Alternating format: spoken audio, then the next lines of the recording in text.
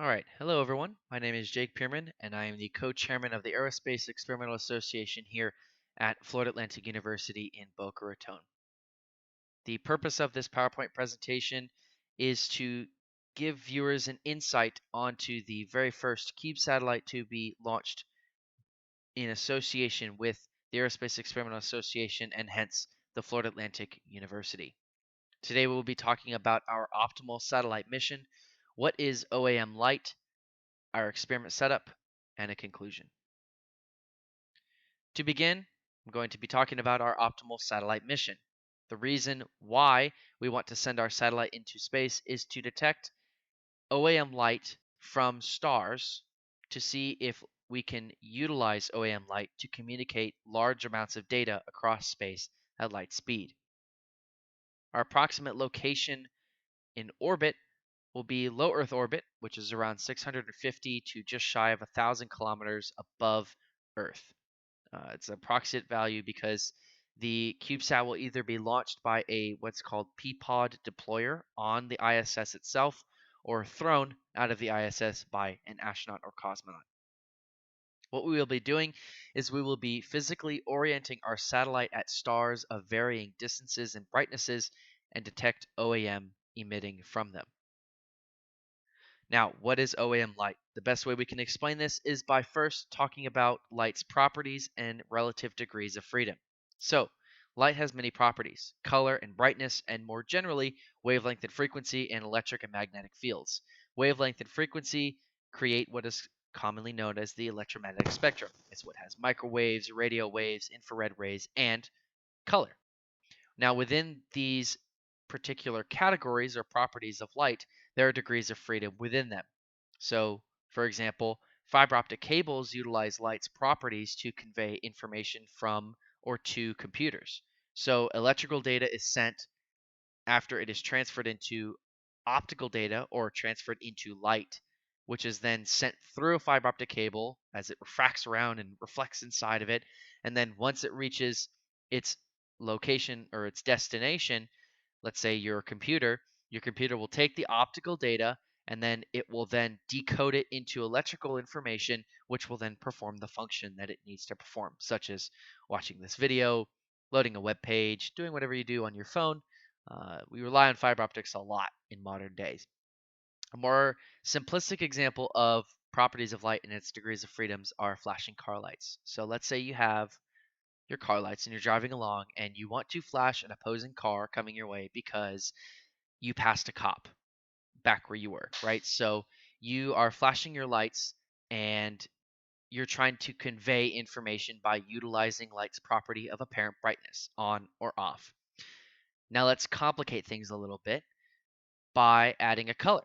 So let's say you have your headlights that are very fancy now and they are red and blue. You can change the color on them to white if you need to, but you're trying to convey some information. So what you're going to do is you're going to flash your lights, but you're also going to change the color now because you have your fancy lights to red and blue. Well, now you're really conveying information that's quite clear. It's that you passed a cop and you're flashing your lights to get their attention that hey, there's a cop back there. So that is an example right there of utilizing light's properties and the degrees of freedom. Now, the issue with the current properties of light and current information travel is they are limited.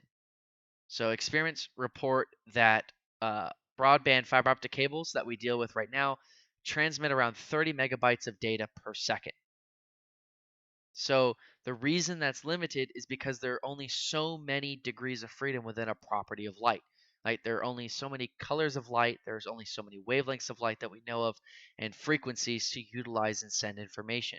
The same report that said that around 30 megabytes of data per second were transmitted via fiber optic cables found that orbital angular momentum of light, if harnessed in the same way that fiber optic cables are, will be able to have download speeds of around 302 gigabytes of data per second, which is a massive increase of data transfer.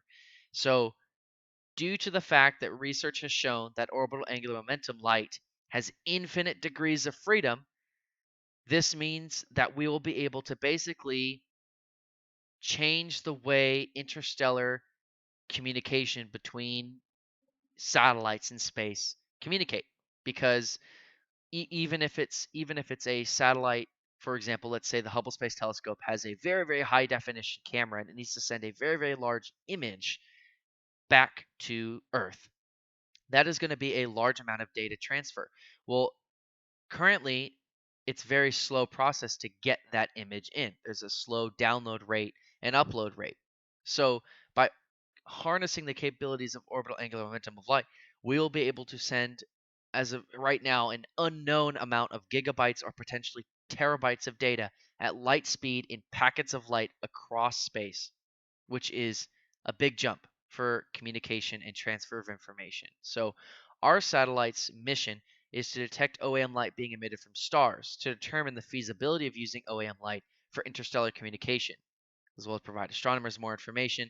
Another byproduct of doing our research on OAM light with stars is that the information gives astronomers another avenue to investigate information being emitted from stars. So, for example, astronomers right now can look at stars and they can see how their apparent brightness is changing and determine if it has a planet orbiting around it, if there's a wobble to it.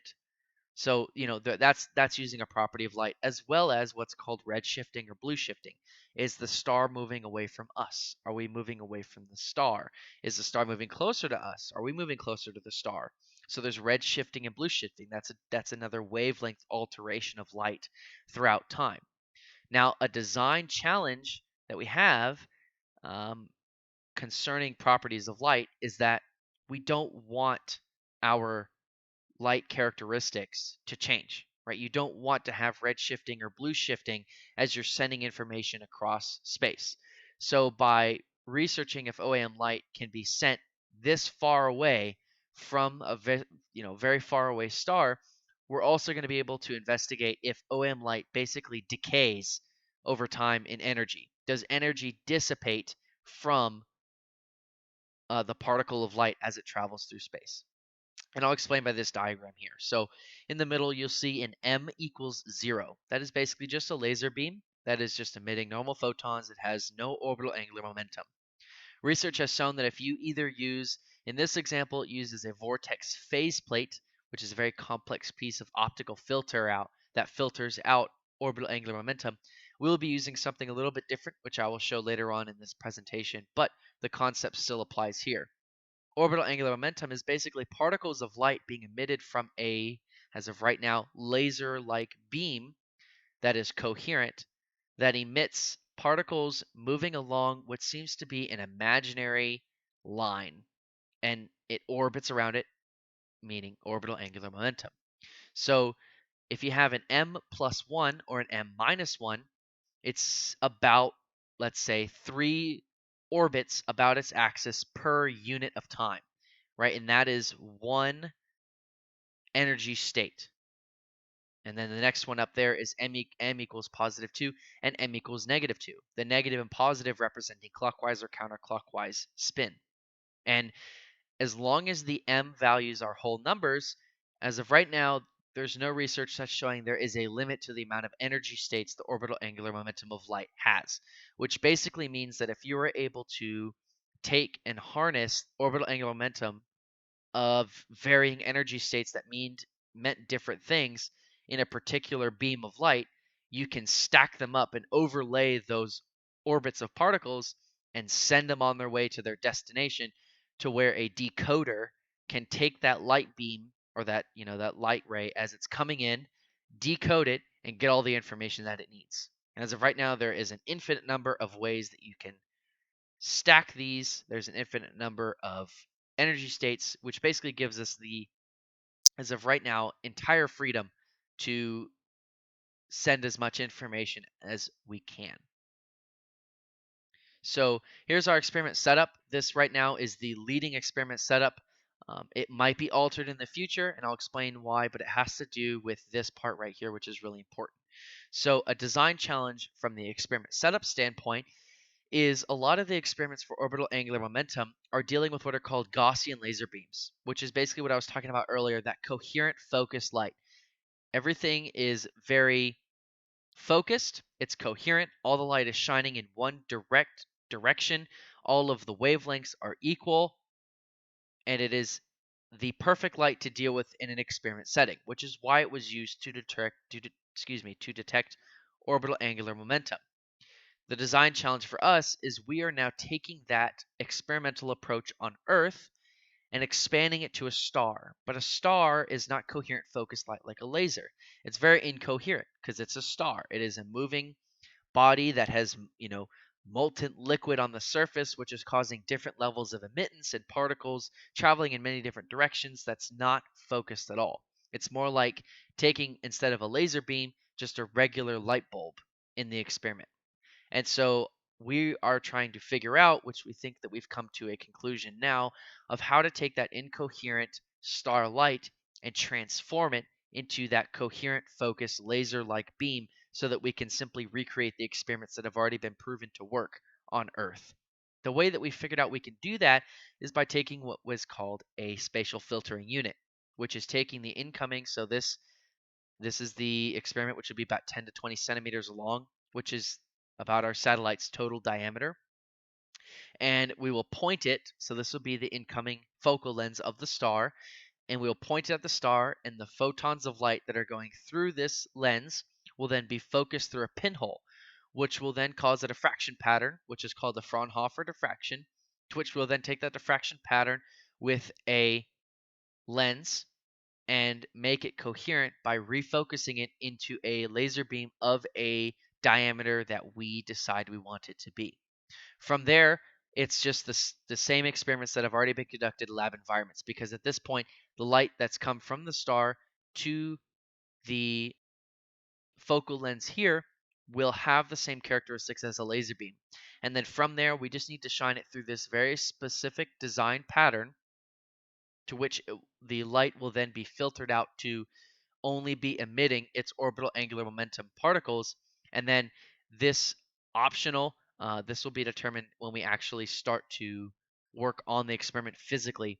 We might need to take the OAM light that's being emitted and refocus it so that it fits into the aperture of our camera. So this is where the design challenge came from. Either we used what's called a spatial light modulator or a vortex faceplate. We decided not to go with a vortex faceplate because it might bias our results by forcing the light to be portrayed onto the camera through this lens.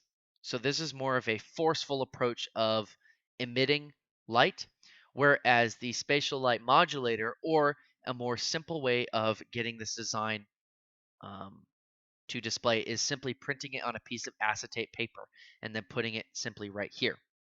This is going to allow light to be filtered through to detect it naturally. So this is the option that we have decided to go with. Um, so this is our experiment setup. Obviously, this will be updated as we start to physically get into building the experiment, but that is the general idea that we have going right now. And down below is a more visual example of what our mission is. So we're going to be in low Earth orbit, and our satellite will be pointing at stars of varying distances and brightnesses to detect OAM emittance. The data that's captured by the camera will then be sent back down to our ground station located at the university, where we'll then take that data and analyze it. Here's a larger picture of the experiment setup.